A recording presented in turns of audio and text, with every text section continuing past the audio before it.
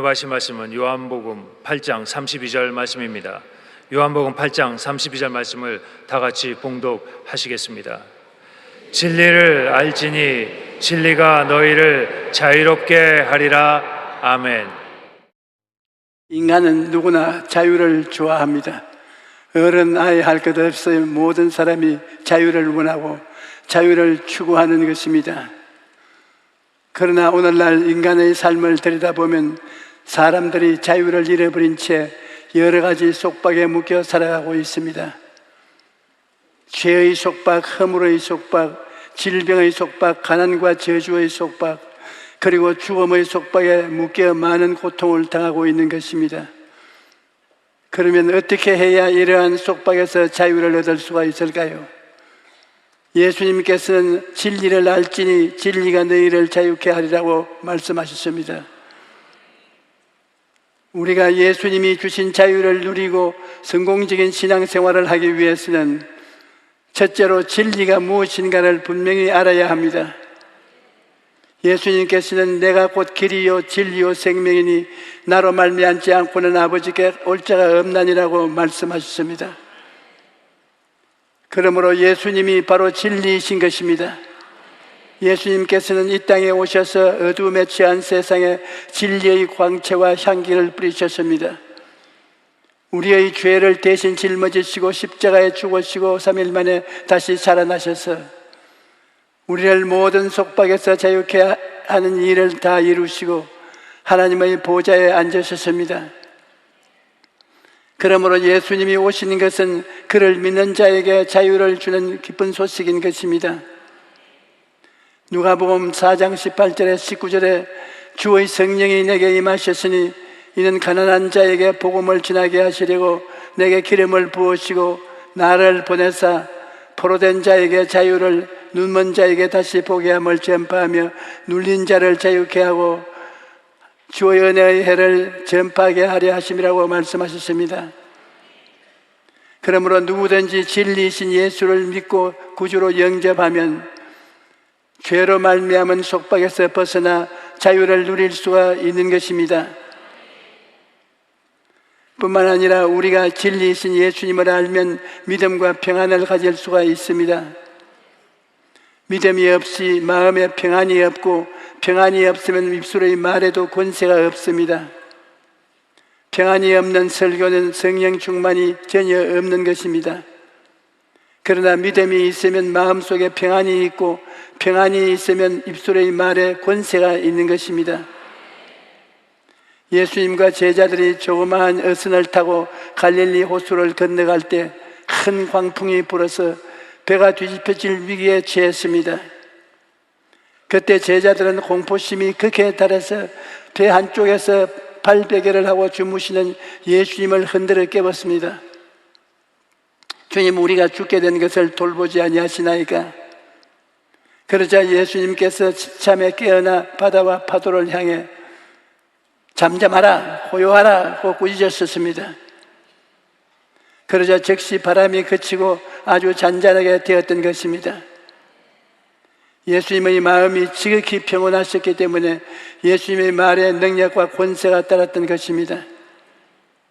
다윗과 골리앗의 싸움을 보아도 믿음과 평안이 얼마나 중요한가를 알 수 있습니다. 소년 다윗은 하나님을 믿었기 때문에 골리앗 앞에서도 마음속에 평안이 있었습니다.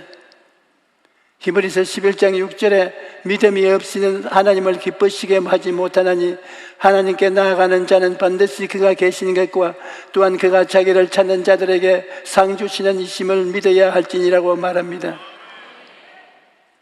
다윗이 마음속에 가지고 있던 믿음과 평안이 하나님을 기쁘시게 했기 때문에 골리앗과의 싸움에서 승리할 수 있었던 것입니다. 시편 107편 28절에서 30절에 이에 그들의 고통 때문에 야훼께 부르짖으며 그가 그들의 고통에서 그들을 인도하여 내시고 광풍을 조용하게 하사 물결을 잔잔케 하시는도다. 그들이 평온함으로 말미암아 기뻐하는 중에 야훼께서 그들이 바라는 항구로 인도하시는도다라고 말씀합니다. 그러므로 우리는 문제가 크든 작든 상관없이 믿음과 평안을 구해야 합니다. 하나님의 말씀을 부지런히 읽고 묵상하고 진리를 마음속에 가득 채우고 실천하면 우리 마음속에 평안이 임하고, 그러면 하나님께서 우리를 소원의 항구로 인도하시는 것입니다. 둘째로, 우리가 진리를 따라 살아가기 위해서는 성령의 충만함을 받아야 되는 것입니다. 진리를 아는 것은 좋은 일입니다. 그러나 그 진리를 따르는 것은 쉽지가 않습니다. 왜냐하면 인간에게는 대부분 능력과 권세가 없기 때문입니다. 예수님께서는 보혜사 곧 아버지께서 내 이름으로 보내실 성령, 그가 너희에게 모든 것을 가르치시고 내가 너희에게 말한 모든 것을 생각나게 하리라고 말씀하셨습니다.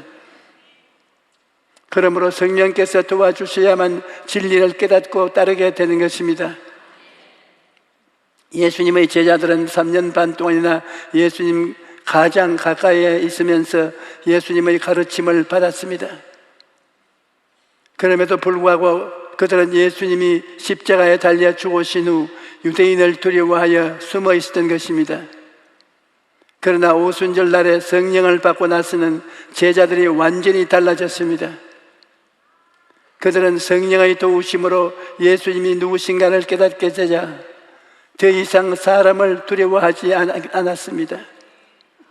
목숨을 걸고 담대하게 나가서 많은 사람들 앞에서 십자가에 못 박히신 예수님을 전했습니다. 제자들이 이렇게 살 수 있었던 것은 성령께서 함께 하셨기 때문입니다. 이와 같이 진리를 따르는 것은 성령께서 도와주시지 않고는 불가능합니다. 그러므로 우리는 늘 성령님의 도우심을 구해야 합니다. 오 하나님, 성령께서 도와주시지 아니하시면 진리를 알면서도 사망의 길을 쫓아갑니다. 오 하나님, 우리에는 예수님을 쫓는 삶을 살게 하소서. 생명의 성령께서 죄와 수렁에서 건져 주시옵소서. 이렇게 성령의 도우심을 얻기 위하여 늘 기도해야 하는 것입니다. 셋째로, 예수님께서 주신 자유를 누리려면 성공적인 삶을 살기 위해서는 꿈을 품고 뜨겁게 기도해야 합니다. 제가 예전에 아랍에미리트의 아부다비라는 곳에 부흥회를 인도하러 갔는데, 그것은 사막의 땅이라 그야말로 완전히 모래 땅이었습니다. 태양이 뜨겁고 풀 한 폭이 없는, 우물도 없는 버림받은 땅이었습니다. 그런데 거기에 영국 회사가 들어와서 석유를 발견했어요.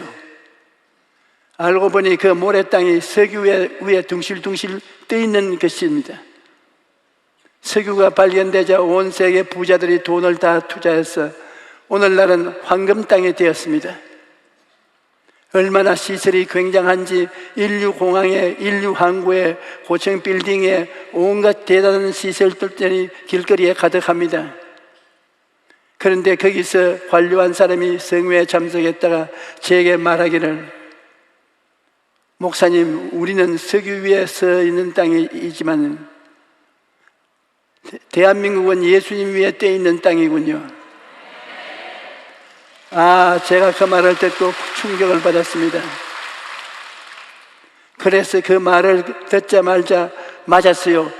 이 땅은 석유 위에 떠 있지만 우리는 마음속에 주님이 들어와서 주님 위에 떠 있습니다. 그렇게 대답을 했던 것입니다. 그러고는 내가 호텔에 와서 생각했습니다. 얼마 안 있으면 사람들이 황금 땅 아부다비를 떠날 때가 올 것이다. 왜냐하면 기름은 한없이 퍼낼 수가 없다. 언젠가는 고갈되고 만다. 그러니 기름 없는 사막의 땅에 누가 와 있겠는가? 그러나 예수님은 그렇지가 않습니다. 한없이 퍼내어도 고갈되지 않고 넘쳐나는 것이 예수님의 은혜인 것입니다. 여러분, 우리는 예수님이라는 황금 땅 위에 떠 있는 것입니다. 예수님께서 우리에게 주신 오중복음은 퍼내어도 끊임없이 솟아나는 은혜의 것입니다. 주님께서 여러분 앞에 한없는 가능성을 넣어 놓으셨습니다. 그리고 난 다음 그곳을 개발하라고 하신 것입니다. 주님께서는 여러분 모두에게 보배를 주셨습니다. 여러분이 발견을 못해서 그렇지 발견하면 그 보배를 개발할 수 있는 것입니다. 나 같은 사람 보고 정치인이 되라고 하면 나는 망했어요. 왜? 나는 정치인이 될 재간이 없습니다. 나보고 사업가가 되라고 해도 사업가가 될 재간이 없습니다. 그러나 성령께서 나에게 목사가 되라고 목사 되는 재질을 주시고 그것을 개간하라고 하셨기 때문에 제가 그것을 개발했던 것입니다. 그러면 하나님이 주신 보배를 어떻게 개발할 수 있습니까? 그 방법은 바로 성령께 꿈을 달라고 기도하는 것입니다. 성령께 오시면 젊은이에게는 꿈을, 늙은이에게는 환상을 주십니다. 여러분이 그 꿈과 환상을 받아들여서 그것을 바라보고 믿고 기도하며 입으로 시인하면 기적이 나타나게 되는 것입니다. 우리 교회 자매님 한 분이 강제로 부모에게 떠밀려서 유학을 가서 경제학을 공부하는데 대학 3년까지 죽을 애를 쓰고 공부해도 너무나 하기가 싫었다는 것입니다. 얼마나 힘이 들었던지 나중에는 죽고 싶은 생각까지 하게 되었는데 어느 날 한국에 왔다가 우리 교회 앞을 지나가게 되었습니다. 마음도 심란하고 그러니까 교회나 한번 가볼까? 그리고 교회에 들어왔는데 어머니가 따뜻한 품에 안아주는 것 같더랍니다. 그때부터 우리 교회에 나와서 하나님, 나는 경제학이 공부하기 싫은데 이렇게 구박을 당하고 나아가 나이는 먹어가지요. 시집은 갈지 안 갈지도 모르지요. 나는 절단강산이 됐습니다. 어떻게 할까요? 그렇게 울면서 기도하는데 하나님께서 그 마음에 꿈을 주신 것입니다. 예수님을 믿고 기도하면 성령님이 꿈을 주셔요. 성령께서 그 자매님에게 미술가가 되라는 것을 꿈을 주셨던 것입니다. 미술가요? 오늘 처음 듣는 말인데요. 그러자 하나님께서 너는 원래 미술가가 될 소질이 있는데 그것을 개발하지 못하고 숨겨 놓으니 그렇게 삶이 불행한 것이다. 이렇게 말씀하셨다는 것입니다. 그래서 집에 가서 부모님한테 나 미술 할래요. 그랬더니 부모님이 화가 나서 집에서 나가라고 확 고함을 쳤습니다. 그래서 이 자매님이 그 길로 보따리를 싸서 미국으로 건너가서 부모님한테는 경제학을 공부한다고 해놓고 미술을 공부했어요. 하나님께서 능력을 주심으로 열심히 공부해서 수석으로 졸업하고 좋은 회사에 취직해서 참으로 기쁜 인생을 살고 있는 것입니다. 힘들 때 기도하니까 성령께서 꿈을 주시고 그 꿈을 열심히 개발하고 나가니까 그 삶이 완전히 달라지는 것입니다. 예수님께서는 지금까지 너희가 내 이름으로 아무것도 구하지 아니하였으나 구하라 그리하면 받으리니 너희 기쁨이 충만하리라고 말씀하셨습니다.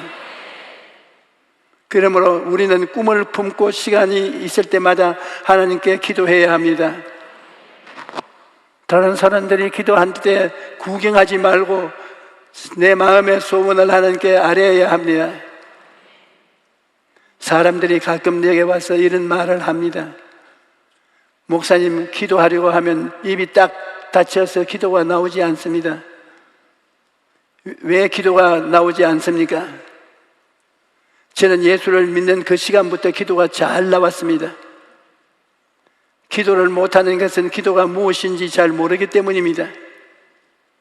여러분, 어려운 일이 생겼을 때 육신의 아버지에게 의논하는 것처럼 하나님 아버지 앞에 나와서 상의하는 것이 기도입니다. 그러므로 기도할 때 문자를 쓰지 않아도 좋습니다. 여러분이 문자를 쓰지 않아도 미사 여구를 늘어놓지 않아도 하나님은 여러분의 기도를 다 알아들으십니다.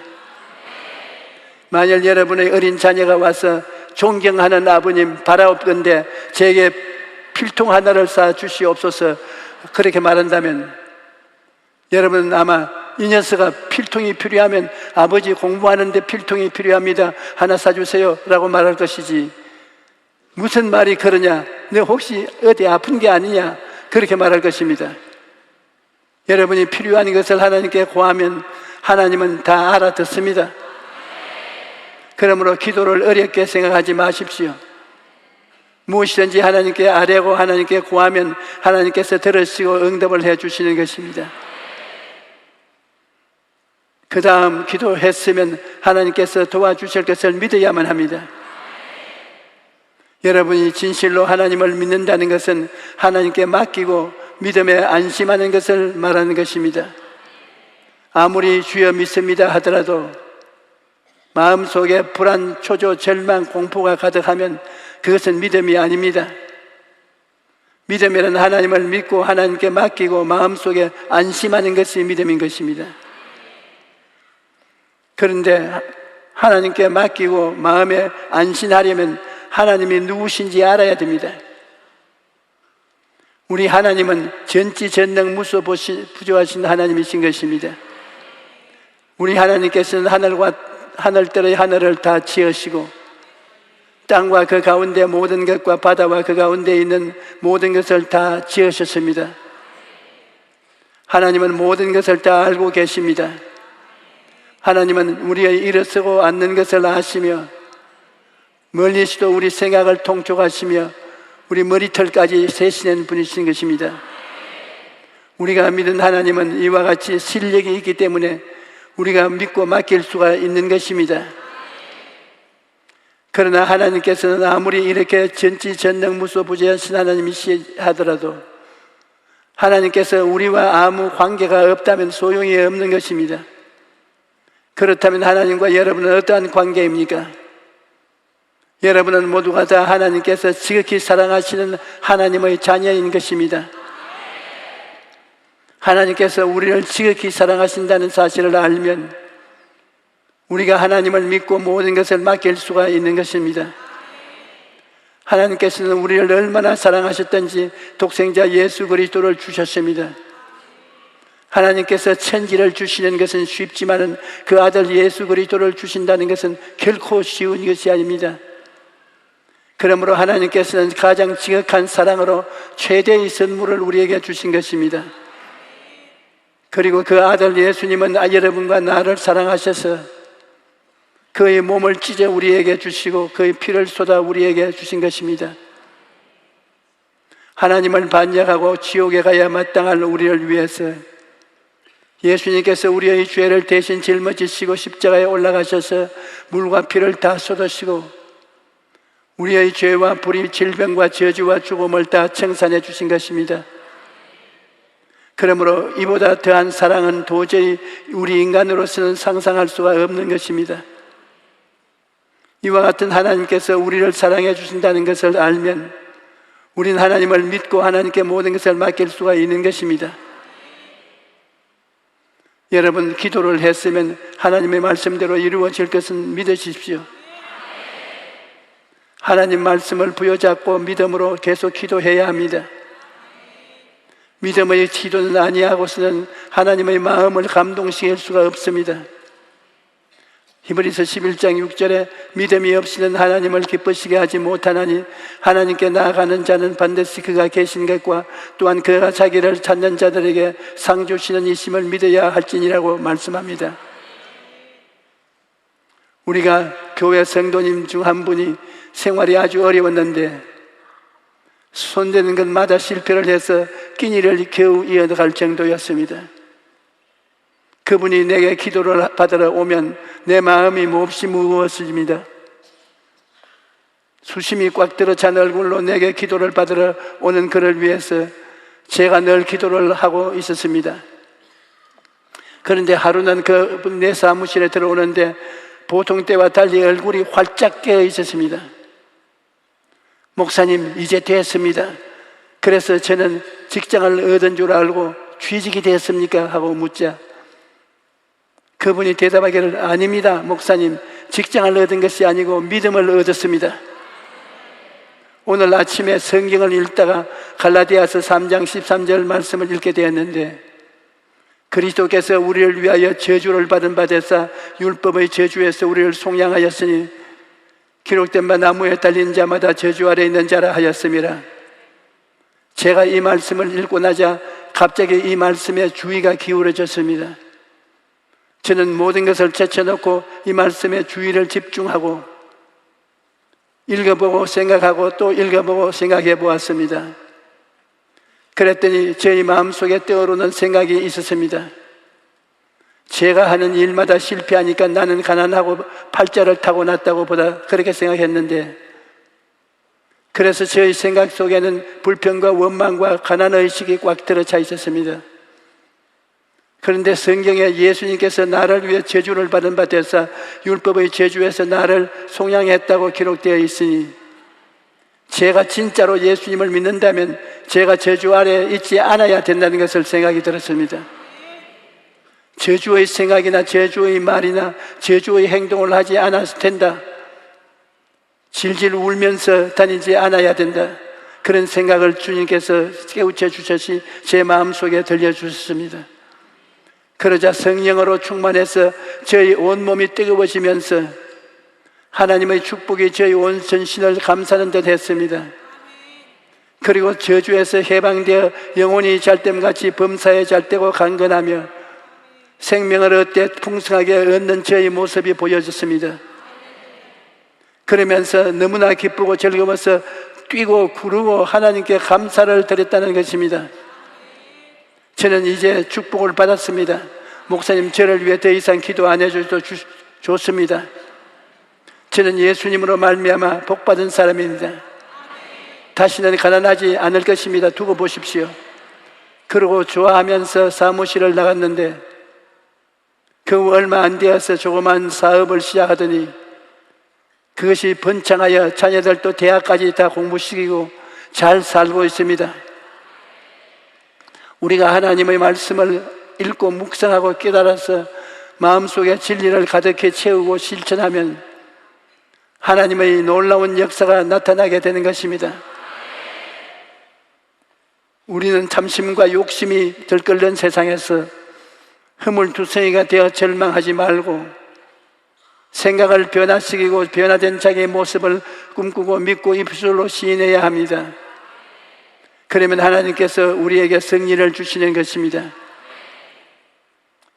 요한 3서 1장 1절에 사랑하는 자여 내 영혼이 잘됨같이 내가 범사에 잘되고 강건하기를 내가 간구하노라고 말합니다.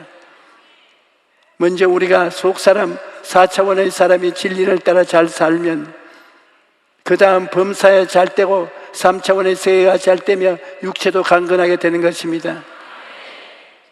여러분, 이 모든 것은 성령님의 도우심으로 가능합니다.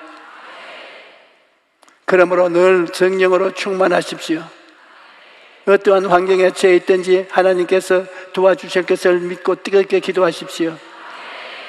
그러면 여러분의 삶에서 모든 묶인 속박이 풀어지고 예수님께서 주시는 자유와 해방을 누리게 될 것입니다. 할렐루야.